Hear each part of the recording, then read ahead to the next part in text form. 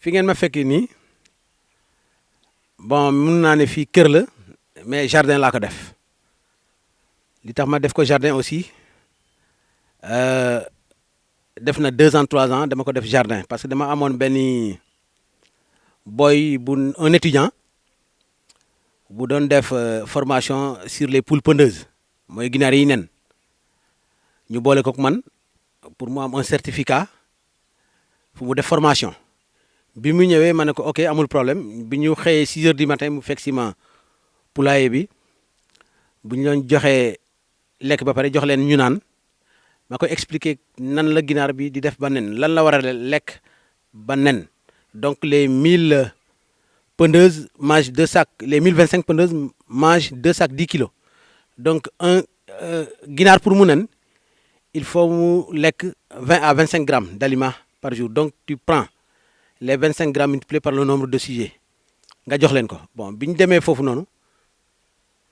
fekk may clôturer fii ma ne ko bon amoon naa benn parcelle bu ma doon clôturer quoi bi ñu ñëwee dugg mu xool ne ma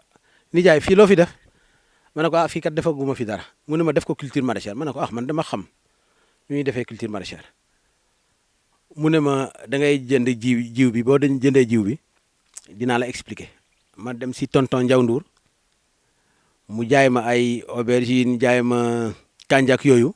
lépp li ci war mu ñëw defal ma pépinière bi ma defalee pépinière ñun ñaar ñu koy suivre di arroser c'était pendant l'hivernage mais man bi ñu demee ba nga xamante ne commencé na développer rek mënatuma woon sonn 3 heures du matin laa daan yeewu dem ca ginaar ya bu ma paree foofu ñëw arroser fii bu ma arroser 10 heures ma dem foriwaat na nii ma foree na nii ñëwaat fii nii donc vraiment c'était extraordinaire waaw mango bi gis ngeen ko ni ma ko téye nii dafa am lu ma bëgg a xamal waa Ñaaxar parce que ñu bëri ñu ngi koy wax dugal ko ci seen bopp yi te nekkul lan moo nekkul ñu ne Ñaaxar mënul am ay arbres fruitiers maanaam ay mango ay goyave ay pomme cannelle man de mun naa ne loolu mën na am fii Ñaaxar parce que lii bi ma koy commencé il faut d'abord aussi nga am l'amour d'abord parce que moi je me suis inspiré de la zone sud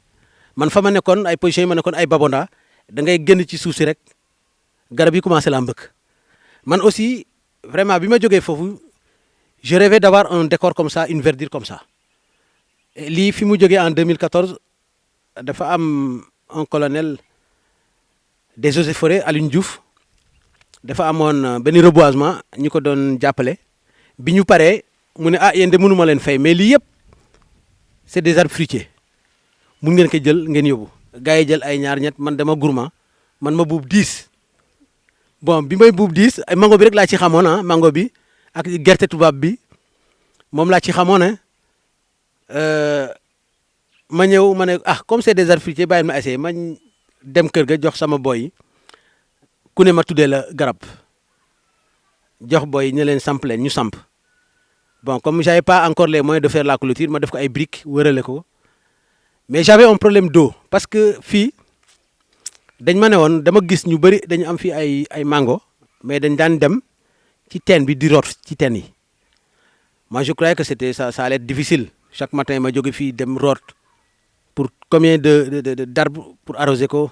je me suis dit non j'ai appelé l'agent des eaux et forêts ma ne ko man dama am ay garab des jeunes plantes te dañ ma ne ndox bu neex rek wala ndoxu teen moom laa ko mën a arroser ba mu kii mënu ma gars yi dañuy wax rek bu fekkente ne robinet bi soriwul la c'est-à-dire caniveau bi bu la soriwul boo xëccee rek dugal sa biir kër jëlal ay paan wala boo amee bassin nga def sa bassin nga root ndox mi ba le lendemain xorom si day wàcc nga arrosé donc li ngeen fi gis fii yëpp garab yi nu mu toll yëpp di produire mosuma ko arrosé ndox mu ne à part l'eau de pluie ba nga xamante ne naturellement day taw donc noonu laa def vraiment ba li yëpp am mango bi j'avoue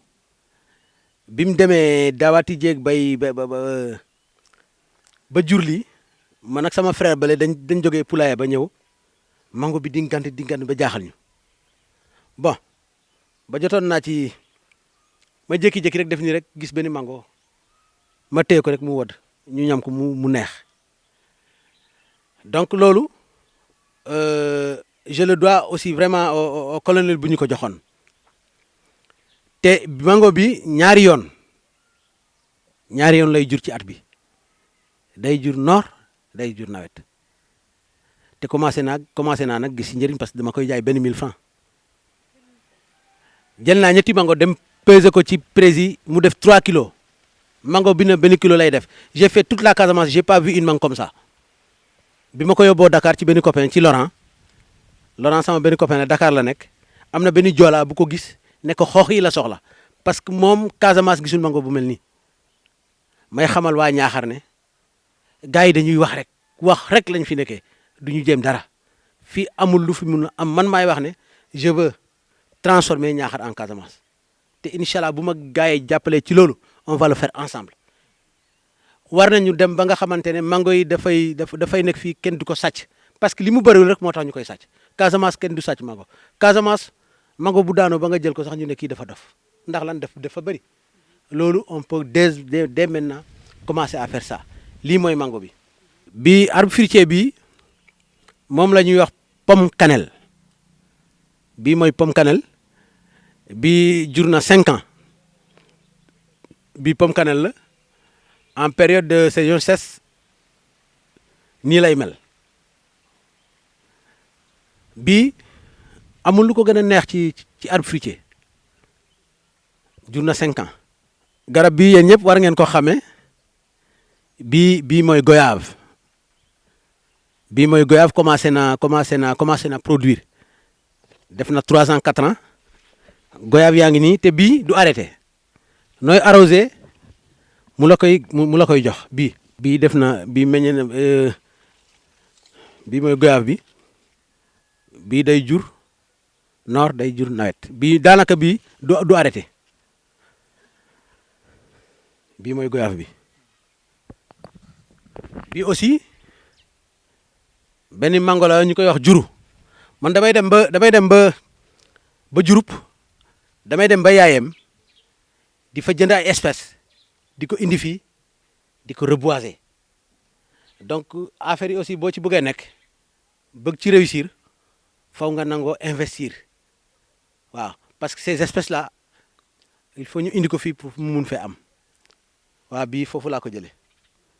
gerte tubaab bële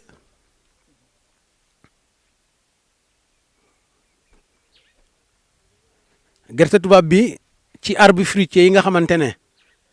moom la ñu mayoon ci la bokk bii gerte tubaab bi ci la bokk pomme cannelle bi ci la bokk mango bi ci la bokk mango bële si ginnaaw ci la bokk amoon na benn orange bu nekkoon fële mais avant may clôturer fii béy ñoo ñëw lekk ko mu dee darkase baa ngi nale ci la bokk am na benn limon bu ne fële ci la bokk bii Dakar la mooy Dakar yooyu nga xamante ne ci select yi Ndakaaru mooy saf suukar yi waaw bii Dakar la maa ngi ko jëndee ñu ngi ko jëndee fële ne Diouroup maag sama benn copain Laurent bii ci la bokk bële aussi ci la bokk mais vous avez vu cette différence bii moo ëpp bii parce que bii moom laa njëkk a planté doon xool évolution bi te bii si biti laa ko defoon bi ma ko defee si biti booy commencé romb commencé di ko witi bon ci laa xam ne booy dañ ko yàq parce que fii loo wax rek ñu indi la ay kii non boo ko defee sa biir kër dafay xel di bëri ay jinne Dakar jinne dafa bëgg Dakar ay lu kenn xamul bon booy commencé ko yàq ma ne ko bàyyil ma def ko bi dee jinne day am fii sax dina fi am ma indi ko fii mooy bii yaa ngi gis bii aussi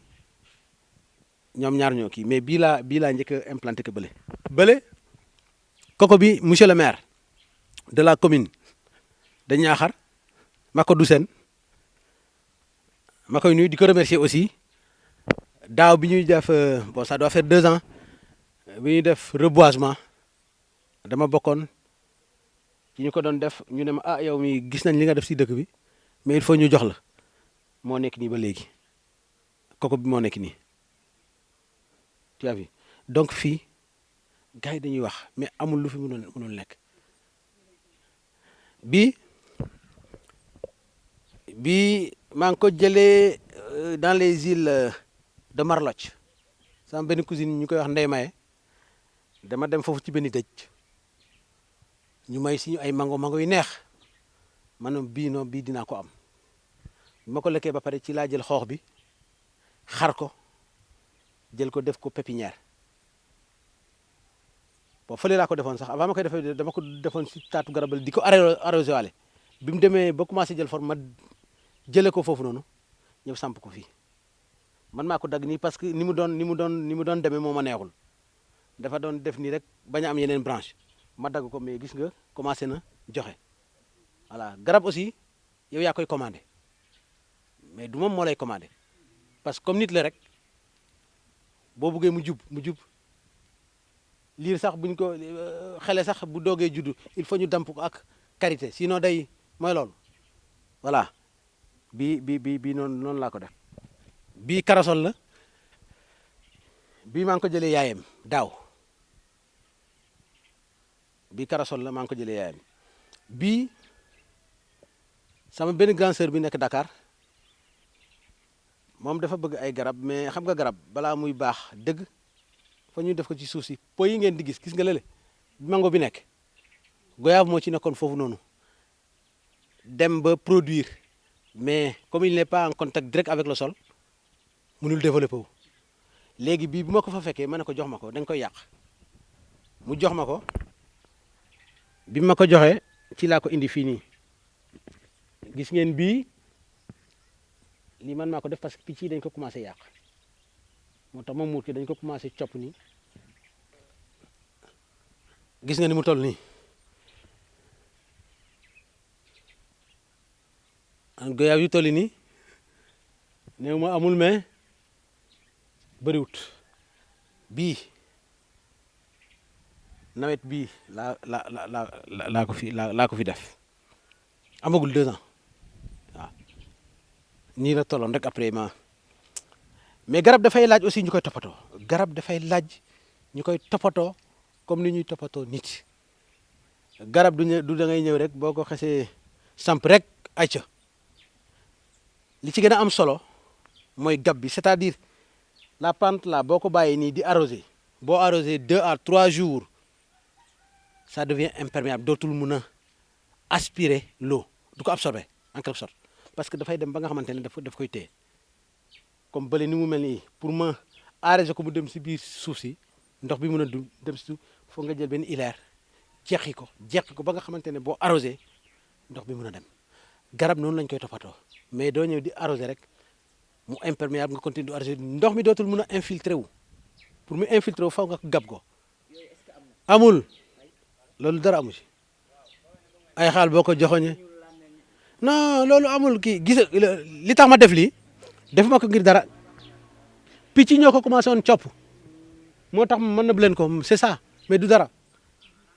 parce que dafa commencé bëgg a ñor léegi nag picc yi dañuy njëkkanteeg man bëgg ko lekk moo tax ñu kii noonu mais loolu man gëwuma loolu man loolu j'y crois pas gëwuma loolu lii daal li mu laaj pas-pas la laaj amour la laaj ak coono 5 heures du matin 3 heures du matin dama koy yeewu ñëw fii di arrosé sama jabar sax en fait kon dafa dem ba ne ma boo moytul dafa am koy joxante fii rendez-vous bi lay pour te dire mu ne ma il faut mu topp ma ba xam ndax amul ku may joxanteel fii rendez-vous parce que elle croit pas li tax may jóg 3 heures du matin benn mbir la bëgg naa ci ginaar yi poulailler ba bëgg naa fii te fii gàncax boo koy arrosé le matin de bonne heure nga koy def ginaar aussi le matin de bonne heure donc pour satisfaire les 2 besoins faw ma ñëw fii 3 heures du matin arrosé ba pare dem fële 3 heures 4 heures bu ma eggee fële 5 heures jox les poules pondeuses ñu lekk balaa 10 heures ñu jeexal parce que les poules pondeuses au-delà de 10 heures ne doivent pas manger au chaud soleil parce que dañuy miir après dañuy dee boo déggee ñu ne la 6 heures 7 heures c'est dû à quelque chose ginaar du lekk au-delà de entre 13 heures 14 heures 15 heures noonu naaj bu tàng du ci lekk moo tax ñu ne 17 heures fekk lépp sedd ginaar bu demee ba mat commencé bëgg a mat bu amee 20 25 jours 30 jours boo ko lekkalee diggante 1 heure 14 heures dañuy dee. donc pour nag ma pallier ces choses là moo taxoon may jóg 3 heures du matin ñëw def sama liggéey béy fii yëpp arroser les aubergines le gomba et tout ça doog a dem fële liggéey bu ma ñëwee fii commencé di béy ba 10 heures ma dem fori nen ya ñëwaat donc looloo taxoon ma doon jóg à 3 heures du matin mu yaakaar ne man damay doxaan jigéen ñi dañoo fiir gis nga. bi Dakar la man maa ko jëlewaat Dakar ci sama sœur bi ma ne ko da nga koy yàq gis nga commencé na joxe tu as vu commencé na joxe tu as vu bi fële la ne kon man ma neexatu ba ma indi ko fii garab bu ma neexul ma wutal la place bële gerte tubaab bi fële la nekkoon commencé jur ma jëlee ko fa indi ko fii ma transplanté garab bi te danañ jur mu commencé di jur fii mais bii limon la bii limon la bii limon moo nekk nii limon bi moo nekk nii bi fële laa ko jëlee indi ko fii bii daaw la ça commence déjà à donner mango bi kent bi ñu man bon dama bëgg am comme KCC yi li ñu am waa Casamance bëgg naa ko am fii Ñaaxar bii mango kent la kent yi foofu rek lañ koy dégg bii kent la mu ngi kii ma maa ngi xeex ak moom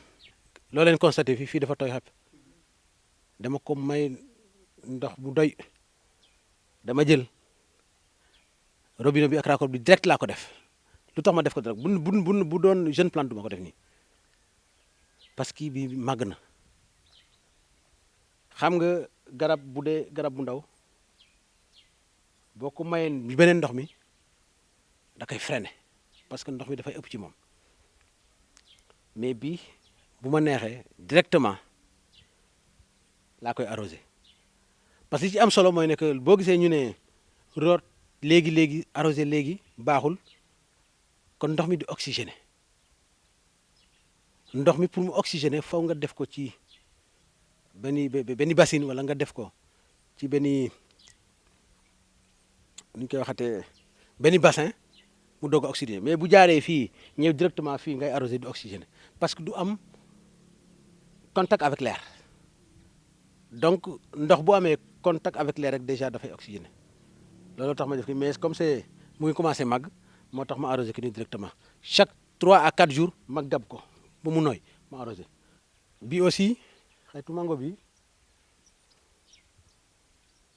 juru la mango bu neex la aussi bi daaw la rek am volume bii loolu nag ci manière bi ñu koy toppatoo la faw nga am amour bi bëgg ko mu jaral la parce que en quelque sorte c'est une passion quoi man moom dama bëgg garab man moom Casamance moom ma yàq waaw moo tax garab moom amul lu ma jaral. fii on est confronté à un problème d'eau salée bu fekkente woon ne moi j'ai de l'eau douce fii yëpp da ngeen naroon fekk ma jiw ko pourquoi pas di gombo ak salade de la laitue fii yëpp mën nañ ko def mais on est confronté à un problème d'eau lii boo gisee ma koy réussir en grande partie c'est dû à l'hivernage tu vois li ma pépinière bi ma defoon hivernage bi lii mu ngi ciy des ba léegi am na ñu bëri ñu ma ci may ku bëgg fii nii ci quartier bi boo ñëwee ma may la parce que li ma pépinière woon mënu ma ko ji bii ci la bokk. pépinière kaane salade bi ma defoon fële ne moom laa fi def fii repiquage lii la ñuy wax repiquage dama ko def foofu bu moom beneen une certaine hauteur ma jëlee ko foofu pied par pied ñëw gab fii préparer d'abord le sol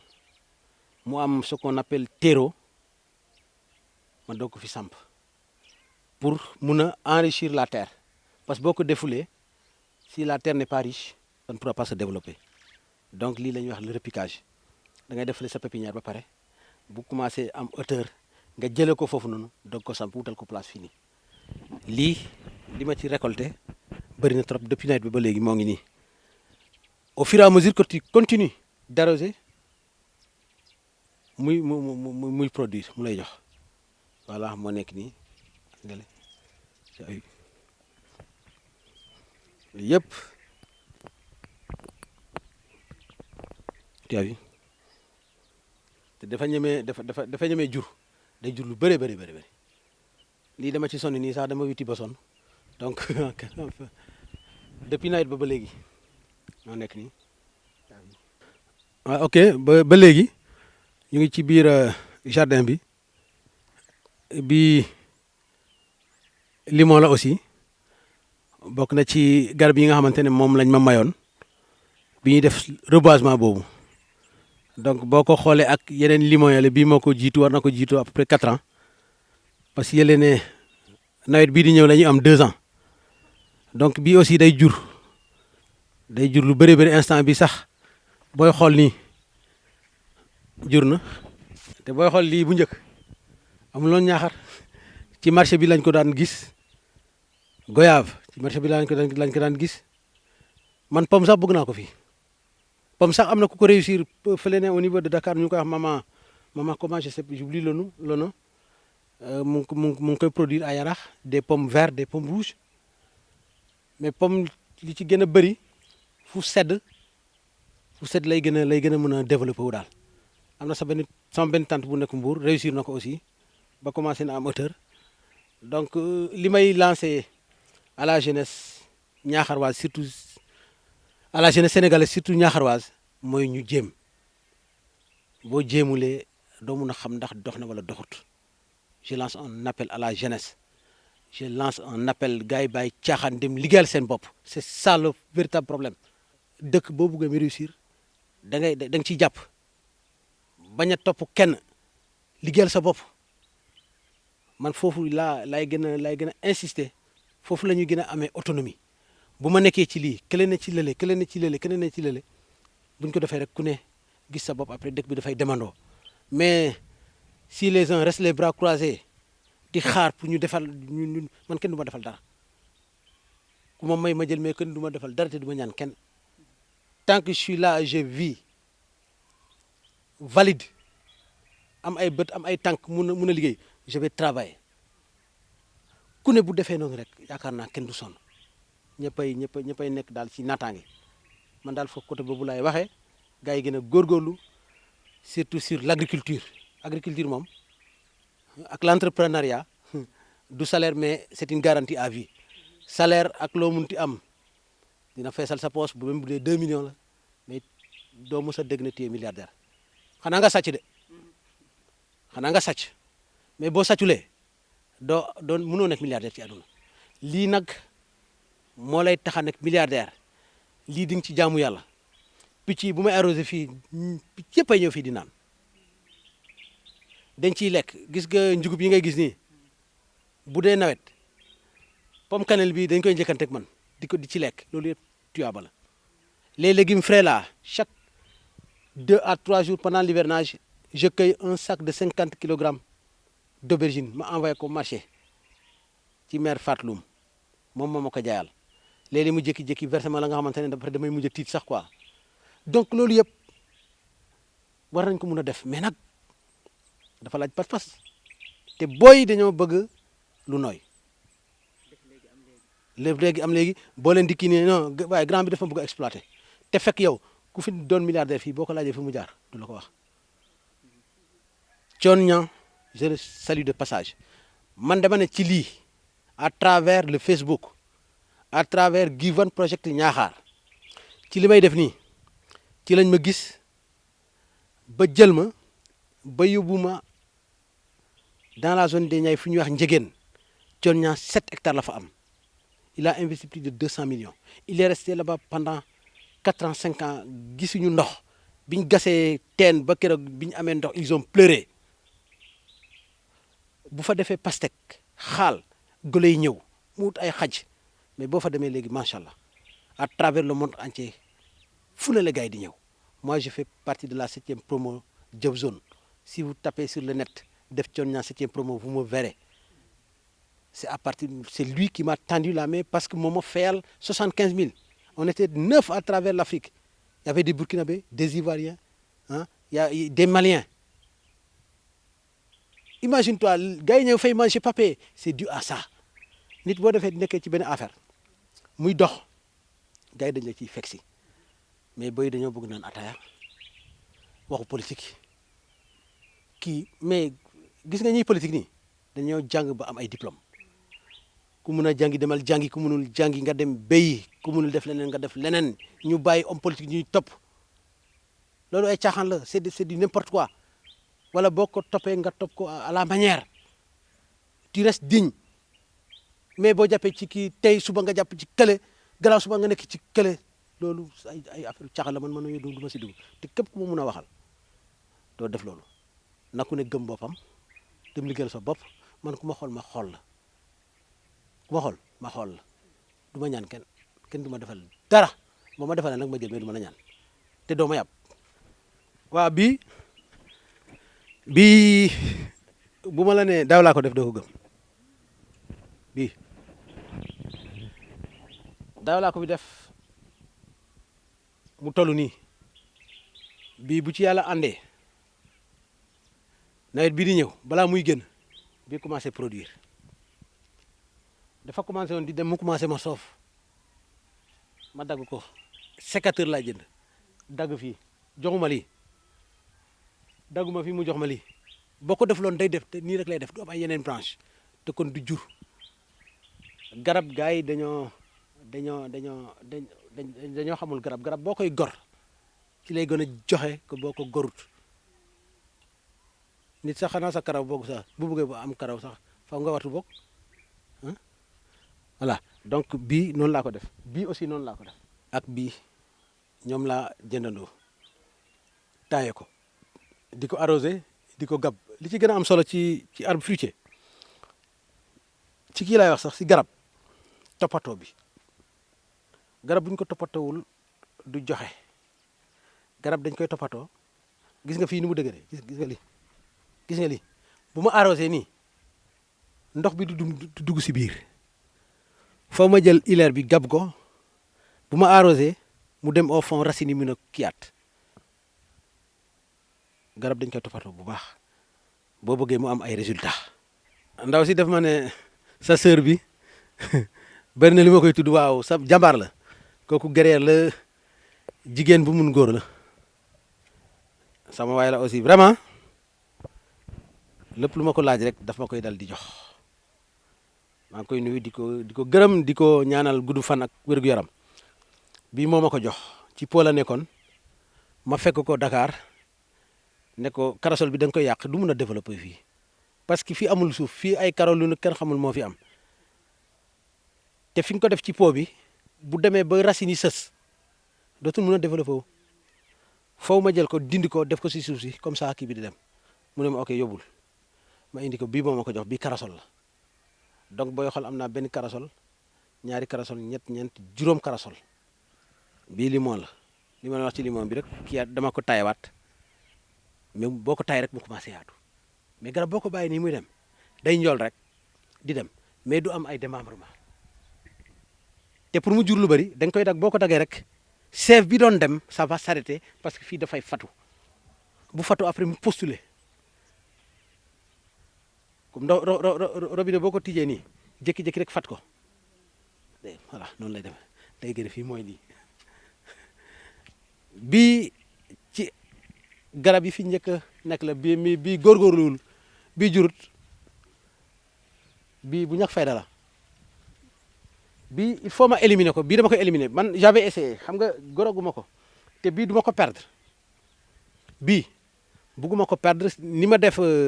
gerte tubaab bële laa ko bëgg a def damay bàyyi ba nawet bi xam nga nawet bi dafay taw lu bëri ba fii yëpp nooy moo benn gars mu jàppale ma ñu waxi fii yëpp lii la ñuy njëkk a dindi fii yëpp la ñuy gor ba mu des tronc bi ñu deqi ko ma ñëw mesurer ko circoncis fii bi boo ko mesurer ba pare kamb bi ni mu toll ak profondeur ma dem fi ma ko bëgg a def fële ma nat superficie boobu nat profondeur bi gars yi jàppale ma ko ñu yëkkati ko ma def ko ndox ak kii ba mu jub ma suul ko bu ma ko suulee dans une semaine 2 semaines il donne des bourgeons bu ñu la ne moo ngi nii nga ne doo ko gëm donc on a une manière maintenant de récupérer les arbres garab boo ko defee fan ba neexatu la mun nga koy bu feneen gerte tubaab bële bi doon jur bi mu demee ba emplacement bi mu nekkoon ma soxla foofu dama ko gor ba pare gas surface bi yëpp fi ma soxla bale racine principale ma dem ba ci racine principale ba xam ne amatul doole ma dagg ko foofu mais boo ko daggee fi fu am doole day dee. xaj bi black laa ko tuddee bii boo gisee ma ut ko booy dañ may sonal fii dañ daan tëb sama miir bi lu ñeen ñu ko ciy def mais bii man maa ko jël bi muy doon booy yar ko di ko jox meew ginaar bu defale ma ñëw feesal ko jox ko waaw du gis nit aussi fii laa koy takk bu guddee ma tekki ko ku tëb nag ba ñëw fii yaa tooñ sa bopp de voilà mooy black reste tranquille voilà moo nekk nii bon li ma la doon expliquer si goyaab bi gis nga bu xesee bay jur bii du arrêté pratiquement bi ma ko biiram bële bi mu kiyee yàggut te commencé na donné bii tant que mu ngi am ndox du arrêté. Mon ambition c'est d'avoir des terres. Mon ambition c'est d'avoir des terres parce que je sais que bu ma ko amee mun nañ ci def lu rëy Ñaaxar tollu na foofu war na tollu fa nga xamante ne li ñuy lekk à 80% bu dul à 100% à 80% muy jóge fii nii lii bi ma ko joxe bi ma demee mango bi ak goyave yi ma dem may ko sous-préfet keroog dafa ne non man je n'ai jamais su que lii mun na jóge Ñaaxar ma ne ko chaque 2 jours je récolte des aubergines des sacs de 50 kilos di koy bu marché bi ñuy lekk des légumes frais dama koy def ci gombo dama koy def ci kanja bi def ko ci tomate bi def ko ci kaane salade bi def ko ci kaane guana bi def ko ci xaal bi yeneen xeetu maraîchage bi ndox mi kese moo ñu gàllankoor mais bu ma amoon ndox mu neex dinaa xel di béy laitue ñu koy wax salade ak pomme de terre soble ak nu ñu koy waxatee sax navet parce que je me suis déplacé vers les villages là comme ça nga ñu ngi ko fay am nice kon nga xam ne c'est dû à l'eau bi ñuy am na benn formation maraîchage bu ñu doon def récemment y a une femme de Konem ñoom ñu ngi béy pomme de terre sangay ñu ngi koy béy ñu ngi béy navet ñu ngi béy lépp ñun boo gisee xeet boobu mënuñ ko parce que ndox mi moo ñu gàllankoor mais au fur et à mesure de croire on va y parvenir. Bon, je fais un appel je fais un appel à monsieur le maire de la commune de Niakhar, Macodou Sène, que je salue au passage, c'est un cousin, c'est un parent. Également aussi à sa femme Marème Sène sama xarit la am na lu bëri lu ñu dund et récemment daaw bi may organiser ma première édition de lutte traditionnelle defoon na ma un soutien vraiment considérable jox ma ko maa ngi leen di ñaanal ñoom ñëpp daal mais j'interpelle le maire Macodou Sène bon y a Doudou Fall qui m'avait dit qu'il viendra visiter parce que dama bëgg ñoom ñuy ñëw fii di visiter maître Bassirou Ngom aussi je le salue de passage il est passé il a vu mais bëgg naa daal ku ma jàppale buñ ma jàppalee ma jël buñ ma jàppalewul man maa ngi si sama waar mais buñ ma jàppalee waa Ñaaxar la ñuy jàppale parce que lii bu sottee ba am feneen ak feneen du man rek maa ciy jëriñu ne serait-ce que l'emploi qui peut dégénérer waxatuma les arbres fruitiers mais la culture maraîchère man j'ai été coopté au niveau de Dieuf Zone dans la zone des Niayes avec Thionia ñu di gis fa des résultats ñu wax nu ñu mun a def pour ñu am koom-koom ñu wax ñu mun a def pour pour lutter à l'exode rural Dakar la ne kon doon liggéey boo ma ne kay un salaire de 500 000 euros du ma dem tu sais pourquoi du ma am sama autonomie bopp boo tardé ñu ne la yuuxu la te man kenn du ma yuuxu man loolu laa gën a bañ ci sama àdduna kenn du ma yuuxu yàlla bindul ko xamante ne daf may yuuxu ma noppi quand tu viens tu parles correctement avec moi je te réponds correctement du ma la dépasser mais kenn du ma dépasser même boo doon yàlla sax doo ma dépasser man je suis comme ça donc man boo ma doon fay salaire 500 000 ni ma koy liggéey je le ferai pas boo amee xew doo ne bërit mën a dem il faut de bind ñu doog la kii defal 2 jours nii boo liggéeyee ba wàcc stress da ngay jékki-jékki ñu la kar au niveau de ça et ça et ça et ça li nga def nii foo ko teg caisse bi nii tous ces détails là moo tax man du ma liggéeyal kenn waaw man jaar naa fonction publique xam naa li si nekk sama patron Sibel dafa doon yuuxu gars yi ba ñuy daw mais bu ñëwee ci man rek man Ndour ça va ma ne ko ça va du ma mos a yuuxu dem na ba ne da nga yaakaar ne dama la ragal ma ne ko ragaloo man yow noo may employé di ma ragal mais du ma la gis di daw di laqatu parce que du ma def lu dul noonu du ma la gis di faire semblant de travailler bu ma la gisee bu ma la gisul maa ngi sama waar bu ma toogee waruma liggéey boo ñëwee du ma liggéey moi je suis comme ça daañu yëkkati ay 200 000 300 000 ne ma am Ndour ma ne ko il y a un tel problème au niveau de Sibel Mbao je veux que la caisse soit à 1 500 000 ma ne ko je peux le relever gars yi ñëw jël ndox mi dem kii gars yi ne ma ne je veux soit mon argent soit l'eau na ndox mi ñëw wala xaalis bi bu ma fontoo bu dee da nga ko leble demal nga indi ko fii